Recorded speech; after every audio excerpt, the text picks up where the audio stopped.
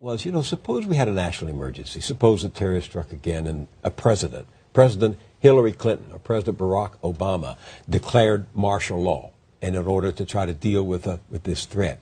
And there was a private army of 20,000 soldiers that I could call upon to throw a ring around the Capitol and make sure that the Congress didn't leave town or didn't get back to the Capitol. I mean, how far-fetched is that?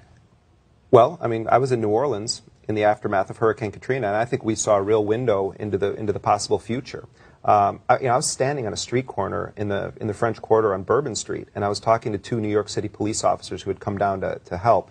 And this was just a couple days after the hurricane had hit. And this car speeds up next to us, no license plates on it. It was a compact car, and three massive guys get out of it. And they have M4 assault rifles, bulletproof vests, wearing khaki, wraparound sunglasses, baseball caps on. And they come up and they say to the cops, "Where are the rest of the Blackwater guys?" And my head sort of, you know, I didn't even hear the answer. I couldn't believe what I was hearing. Where are the rest of the Blackwater guys? So they get back into their vehicle and they speed off. And I said to the cops, "Blackwater? You mean like the guys in Iraq and Afghanistan?" They said, "Oh yeah, they're all over the place down here." So I said, "Well, I'd like to talk to them. Where are they?" And they said, you can go either way on this street," implying that they're everywhere. So I walked a little bit deeper into the French Quarter, and sure enough, I encountered some Blackwater guys. And when I talked to them, they said that they were down there to confront criminals and stop looters. Who called them in? And, well, this is an interesting story. Eric Prince sent them in there with no contract initially. About 180 Blackwater guys were sent into the Gulf. They got there before FEMA. I don't even know if FEMA's there yet, but they got there before FEMA, before there was any kind of a serious operation in the city at all. On Prince's own decision? Well, so Prince sends them in. Within a week, Blackwater is given a contract from the Department of Homeland Security Federal Protective Service to engage in security operations inside of New Orleans. At one point, Blackwater had 600 men deployed down there, stretching from Mississippi through, from Texas through Mississippi and the Gulf. They were pulling in $240,000 a day. Some of these guys, Bill, had just been in Iraq 2 weeks earlier guarding the U.S. ambassador. Now they're in New Orleans. They said, "Oh, we view this sort of as a vacation." One was complaining to me that there wasn't enough action down here. And when I talked to them, they told me they were getting paid $350 a day, plus a per diem.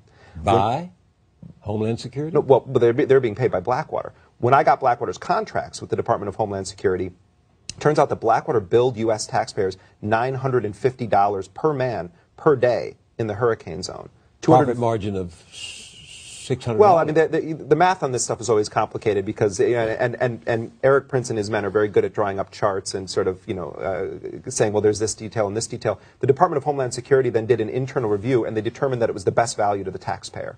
At a time when the poor residents of New Orleans are being chastised for how they used their $2,000 debit cards that often didn't work, the ones provided by FEMA. But what was even scarier than seeing the Blackwater operatives on the streets of New Orleans was I encountered two Israeli commandos who had been brought in by a wealthy businessman in New Orleans and set up an armed checkpoint outside of his gated community.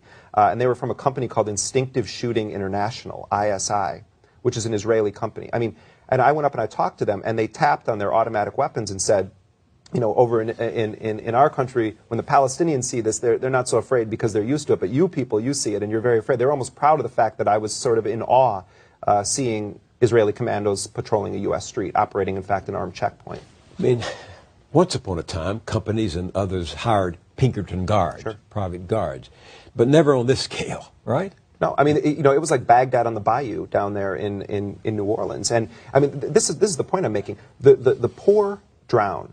They are left without food. They're called looters when they take perishable goods out of a store when they've been systematically neglected. The rich bring in their mercenaries to guard their properties or their businesses or their hotel chains. And I think it's a window into what happens in a national emergency in this country. The poor are left to suffer and die, and the rich bring in their mercenaries.